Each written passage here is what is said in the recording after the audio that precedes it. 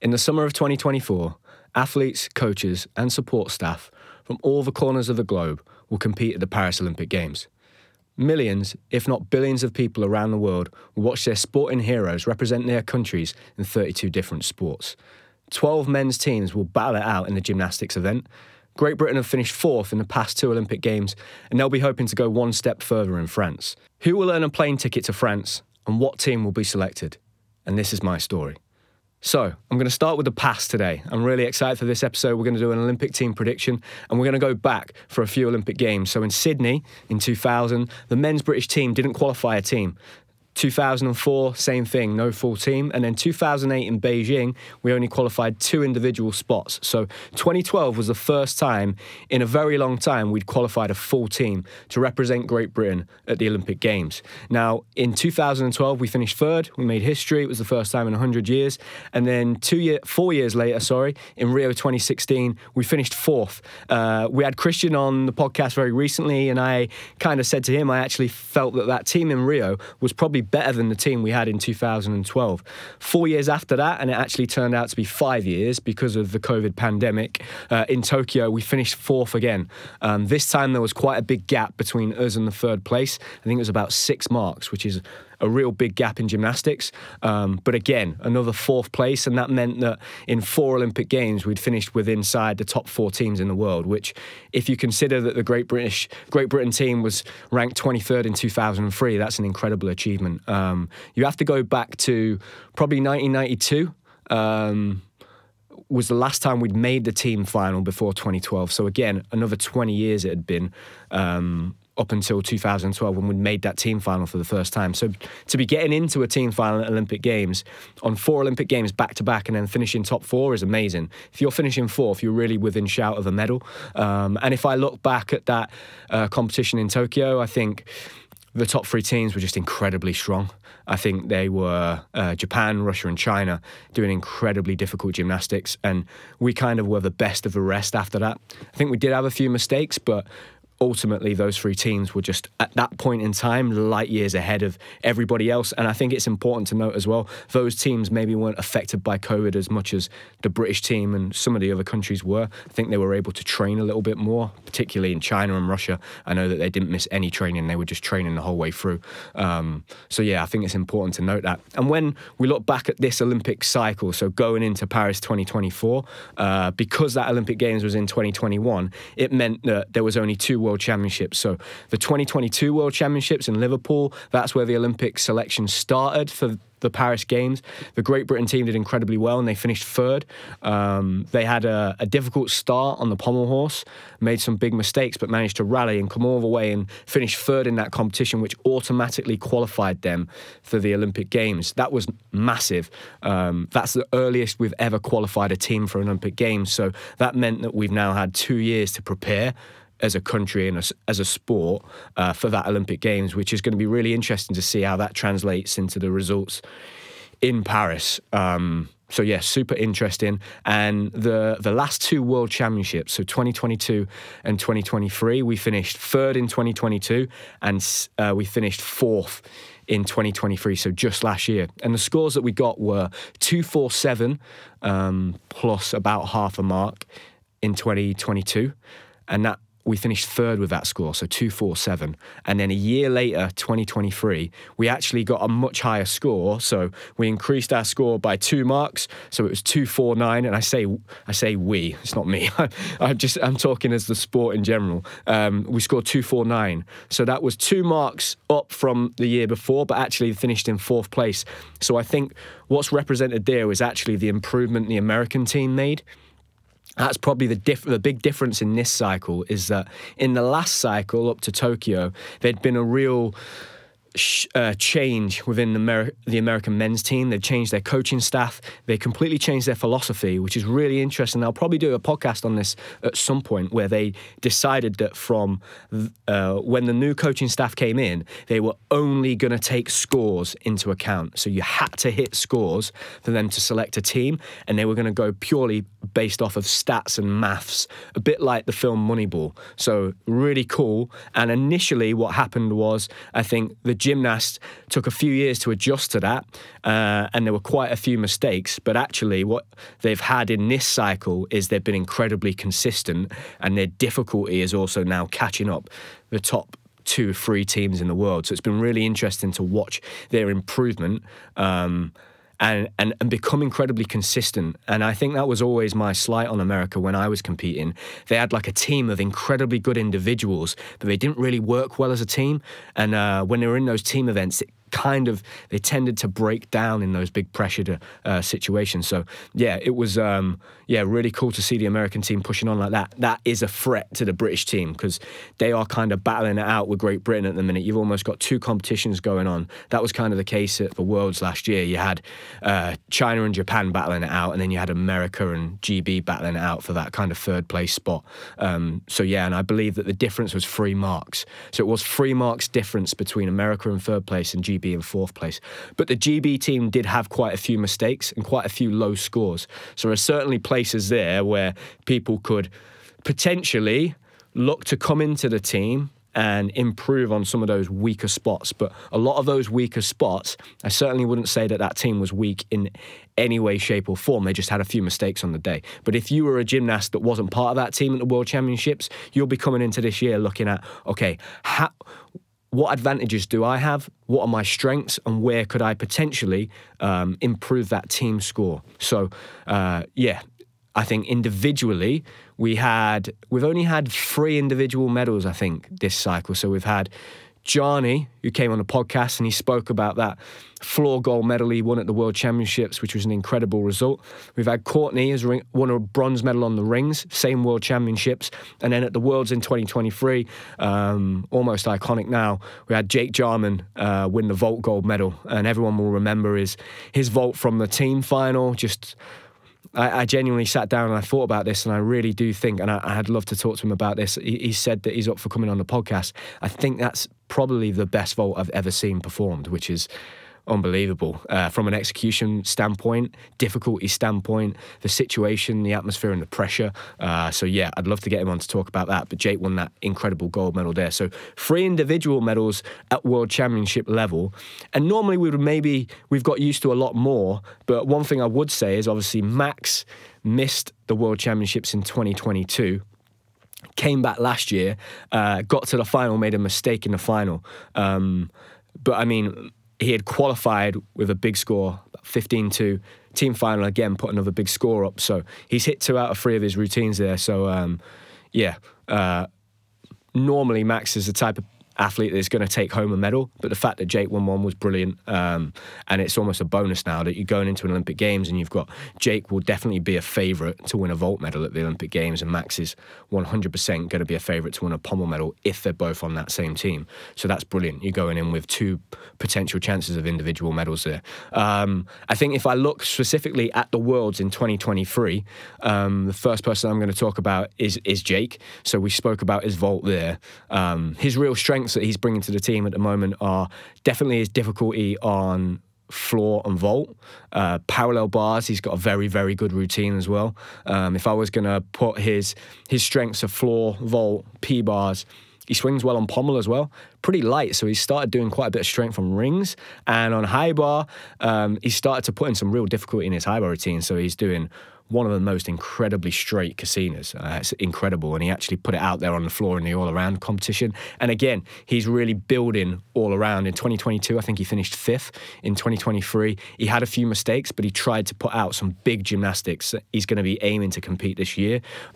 So Jake's real strengths are floor, vault, parallel bars for sure, but then he can fill in on all 3 of the other events. And actually, the team seems to use him, particularly through 2022, 2023, as an anchor on high bar. If the team starts on floor and finishes on high bar, he's normally the guy to go up last. So yeah, Jake's a very well-balanced all-arounder, and it's going to be very difficult, I think, for somebody to knock him off the team going into the Olympic Games, unless, you know, there's an injury or, again, you still have to put the scores up in the trial events. But yeah, Jake is looking like probably one of one of the biggest locks on the team, I'd say, going into this year, in my opinion. Next, I'm going to talk about, let's talk about Harry. So Harry's probably was the surprise of last year. Harry's only 19, so he was 19 going into that Worlds. You know, people will know him for his difficulty on floor, probably more than anything. But last year, he had some incredible success on vault in that World Cup circuit. He was picking up loads of medals, very consistent. I still find it odd that now on vault in this cycle right now, you can do 2 vaults from the same entry. So you could do a handspring and a twist vault, a handspring and a somersault vault. That seems strange to me because you could never do that while I was competing. So I still find that strange from a technical judging standpoint. But for him, for those vaults, it's amazing because he's incredibly consistent with that handspring takeoff and he sticks those vaults a lot of the time too. And then at the World Championships going in, just 19, he managed to perform on free apparatus. So Harry's an interesting one because he's one of those athletes that is just going to compete. He knows that I'm only going to compete on free apparatus before he goes in, whereas a lot of athletes and a lot of gymnasts will be trying to trial for these big competitions on 6 and then they might get selected for 2 apparatus or 3 or 4, whereas Harry just has to work on those 3 apparatus.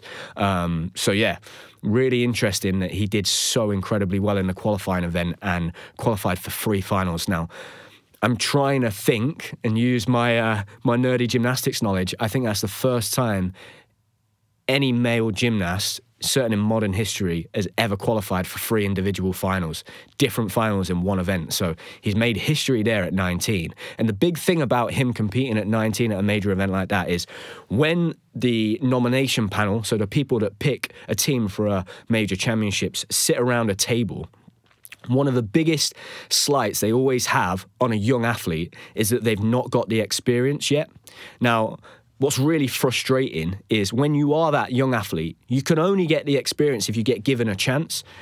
And it's quite tough going into an Olympic Games. If you've never had any of that experience before and they kind of throw you to the wolves, it's very hard. You have to be incredibly good and you have to have almost won every single Olympic trial to be selected for that team because the selectors are going to go, we don't know how he's going to perform under pressure, the pressure and the lights and the cameras of an Olympic Games or a World Championship. So the fact that he broke through last year at 19 and performed so well under that pressure at the World Championships, that is now not going to be an argument when it comes to that Olympic selection for Paris because he's already done it. So yeah, Harry for me was a real big surprise. I think the other thing is as well, particularly on vault and rings, incredibly consistent with his routines. Doesn't make a lot of mistakes. Floor is the one that is a little bit inconsistent. I think in the team final there was maybe a mistake. Floor is a really tough apparatus because if you're doing a big, massive routine, there's a lot of risk. And, you know, you have to land on your feet and it's really easy to lose a lot of marks. You know, when you see the gymnasts on TV, when they do a small hop or a small step, and when I say small, we're talking a foot's width, basically, that's a 0.1. Anything bigger than that is a 0.3, and then a big step is a 0.5. If you step outside the lines on the floor, so you'll see often the gymnasts on TV will step outside the line and you can hear the crowd go like that. It's actually only a 0.1 if one foot goes outside the line. But you add that to the size of a step. So if I did a small step and went outside the line, it'd be a 0.1 for the small step and a 0.1 for going outside the line. If I did a big step, it'd be a 0.3 or a 0.5 plus the 0.1. And what you don't want to do is land completely outside of the lines. If you do that, you'll lose the value of the skill and that really affects your score. So there's a lot of risk on floor and Harry does a very difficult routine. So that's an area where he's maybe a little bit less consistent in comparison to the rings and the vault. Okay, the next gymnast I'm going to talk about is going to be James. So James, for me, just unbelievable. If you think back to 2017, was the first time he made his debut at European Championships. He went and competed in the all-round. He did incredibly well, finished 3rd, and he's pretty much stayed on the team all the way from 2017 through to going into Paris 2024. And I know how it works as you get older and you've already done your cycle or the cycle where people, the gymnastics community, tend to consider it to be your peak around the age of 23, 24. The conversations and the talk as soon as that Olympic Games finishes, so for James it would have been Tokyo, is, okay, these guys are getting a bit old now. They might stay around for another couple of years, but they won't be there in Paris. And this is always a mistake, I think, of the younger athletes coming through. They tend to think, these older guys won't be there in 4 years' time.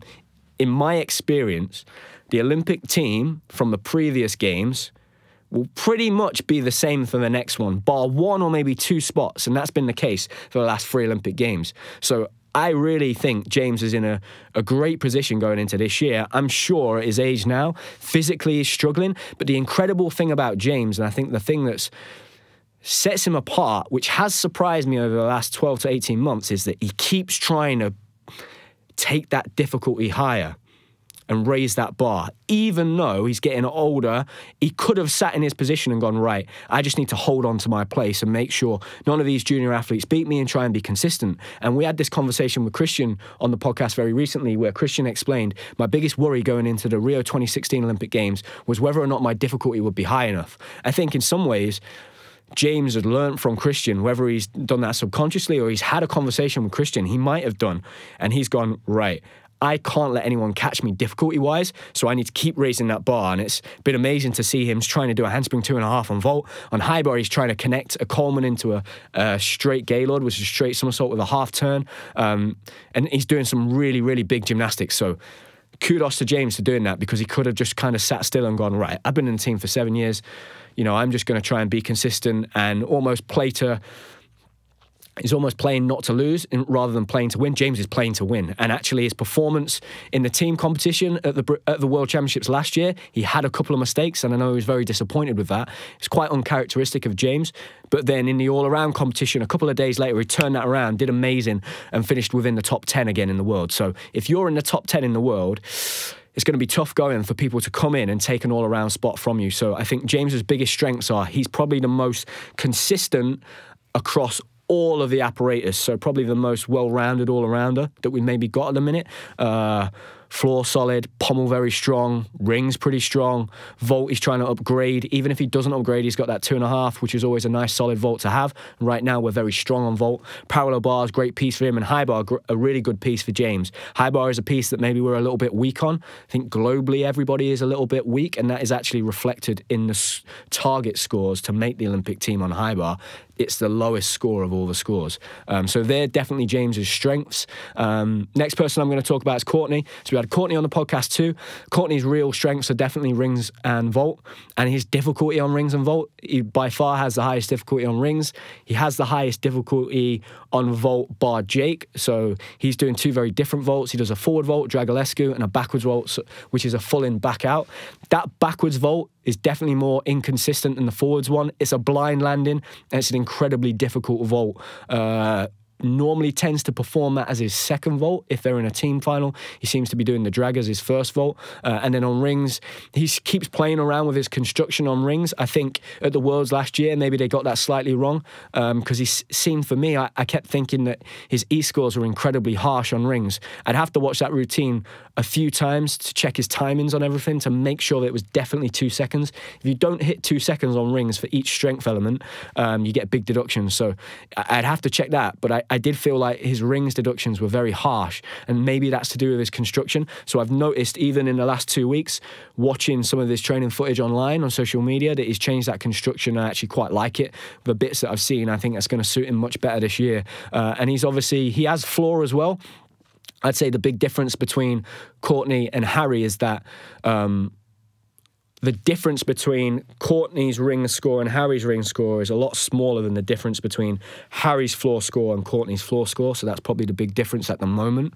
Harry's doing slightly less difficulty on rings, so it's maybe a bit easier to be more consistent. Courtney's trying to push that because he's trying to win medals on rings. So yeah, I'd say that's the difference between the two. The advantage that Courtney's really got, he's got probably 2 more apparatus. So he can do floor like Harry, but he can do parallel bars and he can swing pommels. I know that he won't mind me saying this, he's quite scared of the high bar. But he can swing high bar, and I've seen him training a high bar in the last few months. It always comes around, I think when it comes around to Olympic year for Courtney, he starts training all 6 apparatus again, just to give himself the best possible chance. But he's a good P-bar worker, and he could be there as a 3rd scorer on P-bar and anchor. In team events, in the qualifying, you have 4 people who have to go up, so Courtney could do a P-bars routine and definitely a pommels routine as well. He's a good pommel worker. Swings good on pommel. He's very solid on pommel. So yeah, that's Courtney. And then the last person that was on the team was Max. Max got drafted, I think, 2022 World Championships. I was watching it at a hotel room in Ecuador. and I'd turned on just after the boys had some mistakes on pommel horse, and they managed to claw their way the whole way back. And I can remember thinking, God, I bet Max is thinking, wow, this is perfect for me, because I can come in here and make a real difference on pommel. Max did that last year. I mean, the team score must have been up from the team final and the mistakes they'd made the year before massively on pommels. So yeah, I think Max really fills that piece of the puzzle. And ultimately, like, we're pommel workers, right? That's what Great Britain are known for. That's what got us to the race in the first place back in the lead up to 2012, 2016. We had the gold and silver medalists at the Olympic Games. So we are pommel workers. And I think that's Max's real strength. And I think purely from a technical standpoint and a strategic standpoint for the team event, we need that big score on pommel. Without Max's score, we're then going to be maybe counting a high 13, a low 14, and Max can be getting, you know, low to mid 15s potentially, depending on the D score that he puts out and the routine. So that's a massive advantage in the team event, and I just can't see him being taken out of the team. He still has to hit those routines like anybody else, but for me, I think going into next year, if they're having the British Championships, the English Championships as the trials for the European Championships, I think, you know, you're going to do one routine at the English, you're going to have a qualifying at the British, and then potentially a final. I'm thinking if Max hits 2 out of those 3, I think he's on the team for the Europeans. If he goes to the Europeans and he hits his routine, he's definitely going to the Olympic Games. So that's going to be really tough for somebody to come in. There are other pommel workers. You've got gymnasts like Josh Nathan, really good on pommel horse. But I think, you know, Max also has a very solid parallel bars routine, and he can do a very solid high bar routine. He always has. And he's a great anchor to put first on high bar. I think we used him in the team final last year on high bar. Max is solid, and more than anything, his biggest advantage is obviously just the width and breadth of his career and experience, but his ability to perform under pressure. So if you need someone to go up and hit a bar routine, bar is one of those risky apparatus. You know, Max going up first is not a bad shout for a team final. So yeah, that was last year's World Championships. So next I'm going to talk about the guys that are probably the next 5 guys down who are looking to try and take one of those spots. Or we had Jack Blake on the podcast recently, and he was talking about players coming in trying to take his shirt. So someone coming in trying to take your plane ticket or your leotard. Joe Fraser, we had him on the podcast last year. Joe's an incredible gymnast, amazing role model, incredible all-arounder. I think the strengths that Joe has, probably for a team, a pommel horse, parallel bars and high bar, definitely. And I think if I look at weak spots from that World Championship team last year in terms of just scores and mistakes that were made, they were definitely missing a score on floor, definitely missing a score on pommels, definitely missing a score on P-bar, and definitely missing a score on high bar. So that's an area where Joe's going to be looking to kind of put up real big scores and show the selectors that he can increase that team score to the point at which they feel like they could really challenge for a team medal, because the Olympic Games is always going to be about how many medals can you win as a sport, because that determines the funding you get for the next 4 years, potentially 8 years. So Joe's real strengths are pommel horse, parallel bars and high bar. It's his difficulty on those events and his execution. And then on the other events, floor, solid floor worker. Vault tends to struggle a little bit on vault in terms of doing a real difficult vault. He's been working that triple twist for a couple of years. I'm not sure where he's at with that. He's obviously had some injuries at the back end of last year, and he's coming back from those. So whether he gets that vault ready or not, whether he would need it, he might not need it. And rings, he's pretty strong on rings, actually. So Joe could be someone that could fill in if, for example, one of those 2 ring workers were to drop out. Joe would be able to fit that ring spot and probably be not too far off one of those scores. So, yeah, they're probably Joe's real advantages. Next person I'm going to talk about is Johnny. We had Johnny on the podcast. It was really interesting sitting and listening to Johnny. You know, he initially had thought about retiring after he won that gold medal in 2022. We spoke to him on the podcast last year. He was coming back from an injury again, but enjoying training. For me, the impression I got from Johnny was that he was just kind of going to go for it, but, you know, was quite happy with what he'd done in his career. I think that probably makes him quite dangerous. You know, he's going to go into the year with kind of nothing to lose type of an attitude. He's looking really good from his training footage. It's going to be interesting to see how the body holds up with the surgeries that he's had. He's had multiple, and maybe not put them under the pressure of preparing for a gymnastics competition and just the toll it takes competing in big events on hard surfaces and what that will be like. I think Johnny's real strengths are obviously floor. He's been a world champion. Vault as well. He could definitely be another vaulter. It's amazing to me that we've almost flipped from being very good technical a very good technical team back in 2012. Very good on pommels, good on P-bars, decent high bar routine, but not as great and powerful. And we were very good on floor. We were very good technically on floor, but not as powerful and definitely not as strong on like rings, bit weaker on vault. I think we even did double twists in the team final in 2012. So that says a lot about how much we've moved. And I'd say in 2023, our strongest apparatus were rings and vault. I don't think there's many people that could come into that team and improve those scores. And they've become, the power events have become our real strengths, which is interesting. And it shows actually the mind shift within the whole men's program, because when I was coming up, we were just known as not being very strong on rings. And they've broke that mold now. And I see, you know, I go into the gym and I coach on a Thursday at Knott's, and lots of these young guys are doing ring sequences, and it just like it's nothing, you know? A bit like I was doing like high bar releases like it was nothing. They've kind of broke that mold, which is really exciting, because that is an area where we've always been quite far behind the biggest teams in the world. So I think that, yeah, Johnny coming in, floor, vault, parallel bars, so quite similar to Joe. Johnny can also swing pommel. He can swing high bar. Rings is a little weak, and it's going to be tough for him with that shoulder. So that will probably be the event he'll struggle with the most. But definitely floor, parallel bars, and vault. So in a way, quite similar to Joe. And they're both good all-rounders. So they could go into those competitions at the start of the year and have really good results in the all-around and potentially be looking to take an all-around spot off somebody. Next person I'm going to talk about is going to be Luke Whitehouse. So Luke trains at the same gym as Harry. They're a similar age, and Luke last year became a European champion on floor, so I can't not talk about him. That's an incredible achievement. I think actually become the third European champion we've had from Great Britain after Christian Thomas and Dominic Cunningham. So we have a lot of history on that apparatus. It did an incredible routine. It was an amazing routine. I can remember watching it with Frank. We did the live stream, and it was just an awesome routine. Started with a triple back, had everything, that routine. Incredibly good technique on floor, very stylish, just a brilliant routine.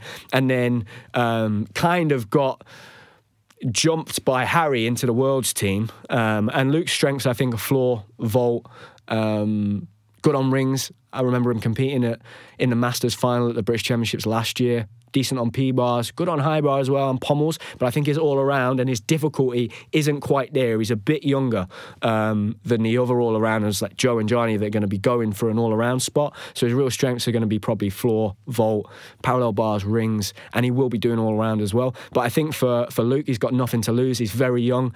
His main priority is going to be the next cycle. He's going to be one of those young guys thinking that the old guys aren't going to be there in 4 years' time once we get past the Paris Olympic Games. But he's got a bright future, and he's still going to be there within the mix, and you never know what can happen. Things can change and people can come completely out of the blue and look like they're assuring for a spot. So it's going to be really exciting to watch that. And then the other two people I'm going to talk about are Josh Nathan and Adam Tobin. So these two guys are kind of like the two guys that are called upon to be reserves a lot in this cycle, and they're incredibly consistent all-arounders, very solid.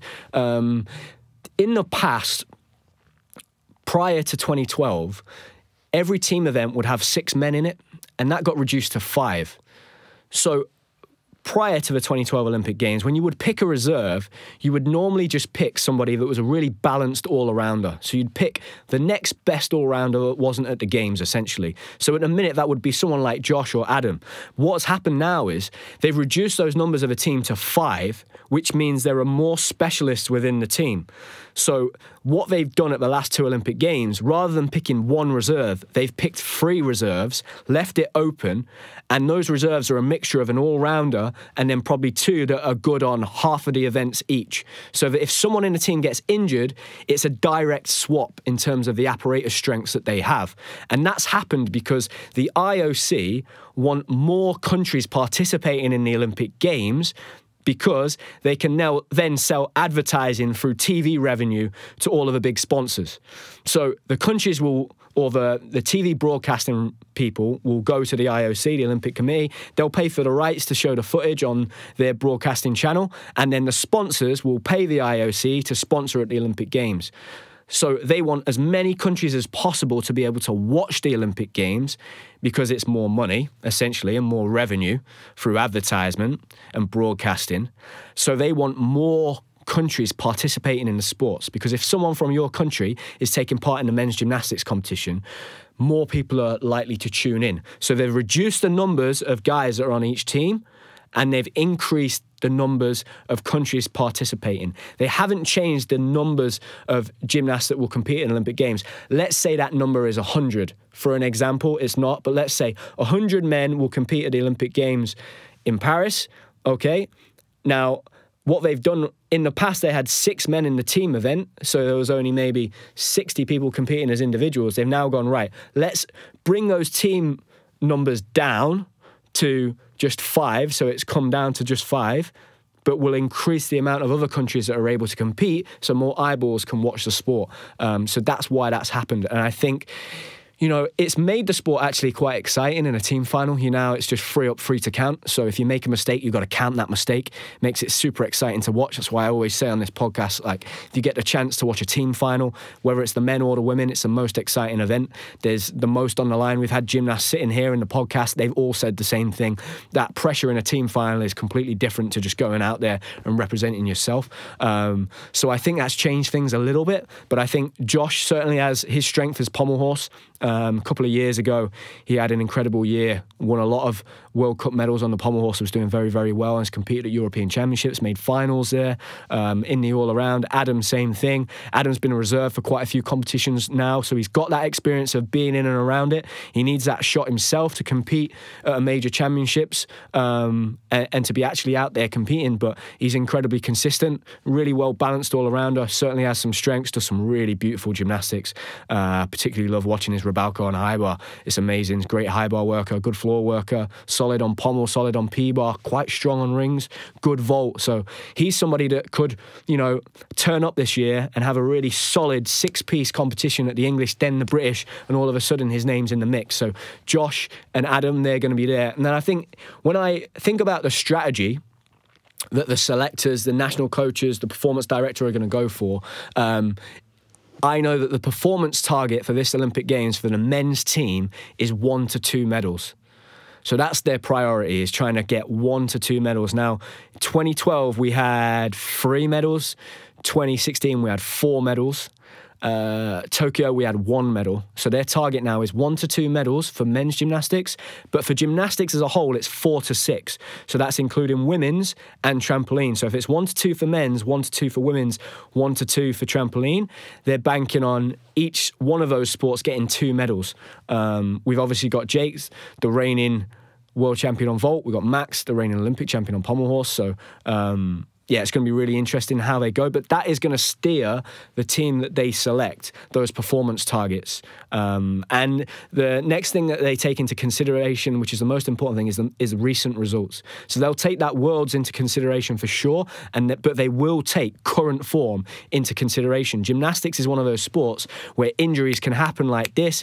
People can all of a sudden start struggling, being able to not put it together on the day, and their performance drops. So they are going to take those recent performances into account for sure, probably over past performances, but they'll take the whole cycle into account, and particularly major championship success over those 2 years.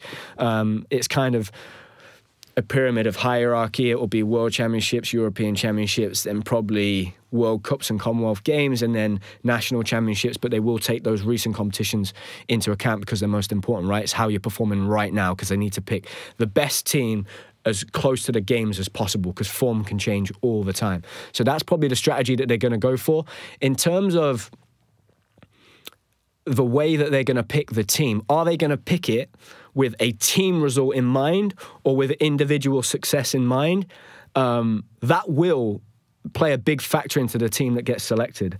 Now, before going back and watching both the last 2 World Championships and actually looking at the scores and people's routines and looking at the gaps between us and 3rd place, I would have said, I think they're going to go for individual results. And then if they get a great team result, then it's a bonus. But I actually think that it makes sense going for a real strong team. They're only 3 marks behind the American team. And Olympic Games is a different type of pressure anyway, and you've got someone like Max with that experience in that team, that's going to massively help if you're the younger guys with not quite as much experience, you can look to Max for kind of, he's been in that situation before. He'll be able to keep those guys calm. And I actually think that they can catch the Americans, particularly because at the last World Championships, they had a bad score counting on floor, bad score counting on pommel, bad score on P-bar, and a bad score on high bar. I think if they can improve those apparatus, and probably only 3 out of 4 of those scores, that's the 3 marks they'd need to be right there with America. So I personally think they should aim for the highest team result, and that is always my priority. I always say, look, the stronger your team, the better chance you've got of getting individual success. So just try and build the strongest possible team you can, because that translates then into the individual events. You can't have one of the best teams in the world without having 2 of the best all-arounders in the world, or having some individual all-stars on those individual apparatus. You can't. It doesn't work like that. You have to have those. So go for the highest team result you possibly can. So I do actually think they're going to do that, looking at it. And the big thing, I guess, the elephant in the room for everyone that will be competing in that team event is there's no Russia, right? Russia aren't competing, and Russia are the reigning Olympic champions. And there's no doubt that they would have been right up there in the top 3. So that means that it's an opportunity to take. You've got to take that opportunity. You know, the last 2 Olympic Games, we finished 4th. You know, in Rio, it was by just over a mark. It was super close. Lewis fell from pommel on that last apparatus, but it still wouldn't have been enough to win that medal. Tokyo was a big gap, and I think it's a real opportunity to go for that Olympic team medal, because winning a team medal is huge. It does so much for the sport. An individual medal is great, but to be able to have a whole team of medalists, that's massive, and that's going to provide the next springboard for the next generation of kids coming through, which is really, really important, because we need that. We need to keep this legacy going. Gymnastics isn't one of those sports that is, it's not like football, rugby or cricket in this country. We need the kids coming in, and that inspiration of potentially winning another team medal would be huge. So I think that they should aim for that. And I think they actually will. Looking at the maths and the statistics and the gaps, I think they'll go for it. And I think they can create a team that is capable of challenging for a team medal and getting some really good individual success.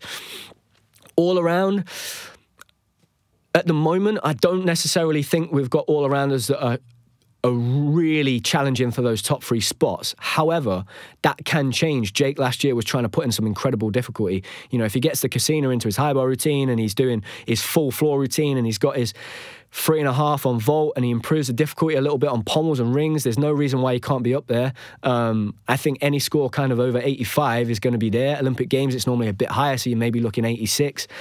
Chinese and Japanese gymnasts, they're obviously going to be hitting massive scores, but you've got to remember there can only be 2 of them in the final. So I think we've got 2 all-arounders that can be in the top 10 for sure. Whether we've got someone that can challenge for a medal, I'm not quite sure, just because we've not seen it yet. We've not seen that for a long time, I'd say, at World Championship level.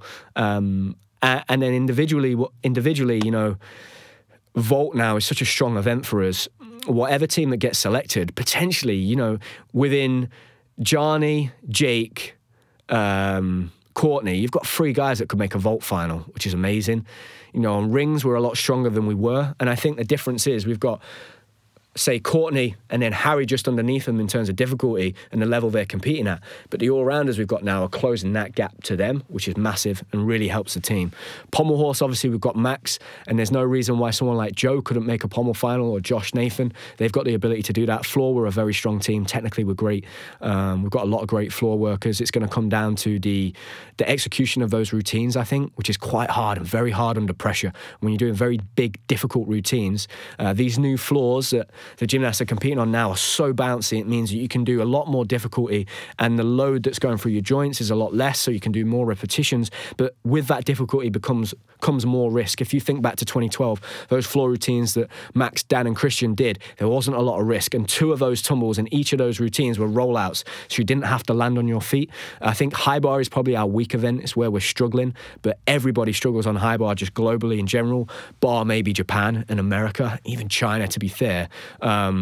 So high bar is going to be an area where if somebody can start putting up some big scores in those trials early on in the year, they might be somebody that the selectors look to fill that kind of weak spot in our team result and team score. And then parallel bars were pretty strong. So in terms of the scores that the athletes have to hit, On floor, they need to score a 14.1 and they need a 6 start value. This is where my memory's going to come in. On pommels, they need to score a 14.4 and they need a 6 start value. On rings, they need a 14.4 and a 6 start value. On vault, they need to average a 14.6 over the 2 vaults and it needs to be an average of a 5.6 start value. On P-bars, they need to score a 14.6 and it needs to be a 6 start value, and on a high bar it's just a 5.9 start value and they only have to hit a 13.8. Now what those scores are for everybody back there, when they come to select the team, everybody on that team needs to have hit at least one of those scores. Now how it was done in the past and whether that's still the same, I'm not 100% sure. You have to hit either an execution score, so a 14.1, so your final score, or the difficulty score. Now, whether or not now you have to hit both of them on the same approach, I'm not sure. In the past, you just had to hit one of them. That was to cover all bases, so to make sure that when they select the team, nobody could argue because they can say, we've basically followed our selection policy and that athlete has hit one of those scores. So they've made it really broad so that pretty much everybody that's going to be in contention for the Olympics is going to hit one of those scores at some point. The all-around score they need to hit is an 82.5. I think a lot of the guys will have probably already done that this cycle, whether that was a national competition or an international competition. A lot of the top all-rounders will have probably hit an 82.5, but that is a difficult score to hit. So they're the scores that everybody's going to be aiming for. So if you're a ring specialist, you know, right, I've got to hit a 14.4 and I've got to do a 6 start value, or one or the other, depending on the actual clarification that they're going for on that. But the reason they do that is to make it really broad so that when the team's selected, if there is an appeal, they can go, look, we followed the procedure, they hit one of those scores, and that's why they've selected them. So that's the case, that's the scores that they're going to pick. And I guess the process that they're going to go for, how it works in Olympic Games is the gymnasts will compete in the last 2 competitions, which will be the English and the British. And from what I understand, the Europeans team is going to be the Olympic team. So it's pretty much going to be selected. The Europeans team is so close to the Olympics that they will be the team, which I think is a really smart idea. That's a good thing. Everyone then in that team for the Europeans, they've got it in their head. They don't need to stress and they can focus on preparing for the Olympic Games. So after those 2 competitions, there's going to be a selection meeting, and in that meeting you're going to have voting members and non-voting members. It's a mixture of coaches, judges, that will be national coaches, performance directors. There's going to be 2 people there that are impartial, that are there, and those people can't have any allegiances to any of the athletes or the coaches. They have to be completely impartial. It's going to be looked over by somebody external, probably from the BOA, I would imagine. And it's quite a rigorous process now. Certainly after 2016, when there was a number of appeals put in, it's now become the spotlight is on every sport when they're selecting a team now, so they have to make sure they do it by the book, and it's a process that is done properly, and they really go off the numbers and their performance targets and the selection policy that they set. I hope that's the case in any way. I'm quite hopeful that it is. And hopefully, yeah, that process will be done fairly and justly, and that's how they're going to pick the team for the Olympic Games. And yeah, like I said, the panel is made up of a range of people, and after they select the team, it then goes to another panel, an independent panel, and they review whether the process had been done fairly and they'd followed the policy. So it does go, you know, there's 2 panels that it has to go through before it gets to the point where they say to the BOA, this is our Olympic team, and then the BOA have to then confirm that and rectify that, and then eventually it will be announced. I think the announcement date is the team is selected on May the 24th. And one difference I have noticed is that in the past you had 48 hours to put in an appeal. So if you're an athlete later this year that feels like you should have been selected for the Olympic team, and you get the phone call to say you've not been selected, you now have 4 days to appeal that decision, which is great, because the 2 days, which I had back in 2016, was such a short amount of time to be able to get all that information together, collate it, and then put forward your appeal. So it's great that they've now got 4 days, and then after the 28th of May, if there are no appeals, or if there are appeals and they're not upheld, then the team will be selected. And those athletes at that point will know that team, but it won't be announced until a later date. I believe that date is in June, so they'll have to keep it secret for all that time. They won't be able to tell their families and stuff. I think people around them at training will probably figure it out because they won't be there and they'll be training at certain places, but they'll have to keep it quiet. It'll be a 5-man team. And yeah, that's kind of the process that they will go through. I mean, once a team is selected, I'll definitely do an Olympic Games preview where I'll talk about some of the other teams as well. We'll talk about the American team because they're going to be in competition with the GB team, the Chinese and Japanese team. So we'll definitely do that. Maybe I'll get a guest to come on and do that with me because it's been fun. It's been nice to do a purely gymnastics podcast. And if there's anyone out there that also wants me to elaborate or talk about a few other different topics, specifically in gymnastics, please let me know. I had a message from a guy called Andrew, whose son competes in gymnastics.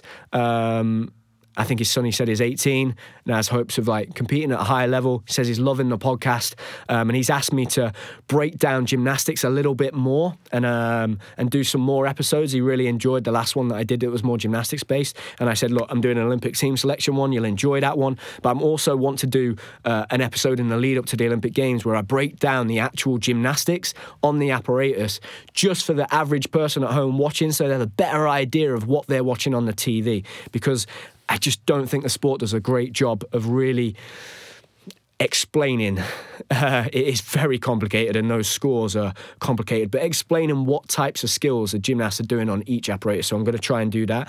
And I think I'm going to finish off with my prediction. So I'm going to predict the team because that's important. I don't want to clickbait anyone. This was a prediction episode. And it's going to be great if I have gymnasts on the episode, on the podcast, sorry, the next few weeks, next few months. I'm going to ask for their prediction as well. I've got Niall coming on, so I'm going to ask him what his prediction is in a couple of weeks and see how close he is to mine. And I think my prediction for the team, as of right now,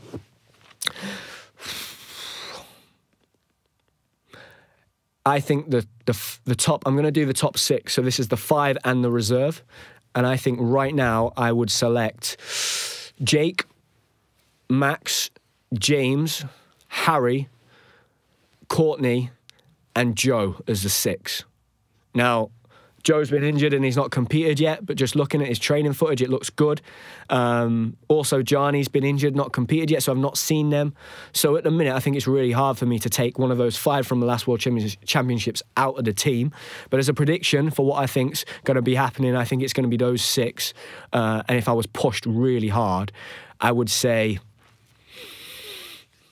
I think it's going to be Jake, Max, James, Harry, and then I think we're going to need a P-bar, high bar score, and a floor score. So I think potentially it's going to be Joe. But it just depends. That's a big shout because Joe's obviously been injured. He's had surgery. He's got to compete again. And in order for him to do that, he's going to have to take Courtney's spot. But we'll just see, because I really do like, personally, that would be probably my head. But my heart, I think, I'd love Courtney to get the chance. He's been a reserve at the last 2 Olympic Games. I would love him to have the shot at competing at the Olympic Games. I'm really excited to see his new construction of his rings routine. It's going to be interesting to see how everyone performs. And, ultimately what will probably happen is someone will come from completely left field out of the blue and have an amazing year and might get themselves into the mix. So it's going to be super exciting. Going into those competitions, I'm going to be watching closely. I'd love to be involved in somehow, in some capacity, with maybe the European Championships or the Olympic Games. It'd be great to get involved somehow, whatever that might be, whether it's with TV or with radio. But we'll definitely be following it on the podcast and doing lots of episodes around the Olympic Games. But all the best to everybody that's going to compete this year. I'm excited. Whatever team it is, it's going to be a very strong team. And I do personally, I've got a soft spot for the team event. I do feel like the team medal is worth more than all of the other medals. And I hope that we pick the strongest team and we go for that team medal, because I think they've got a real shot at winning an Olympic team medal in Paris. So thank you for listening, guys. And I will see you in the next episode.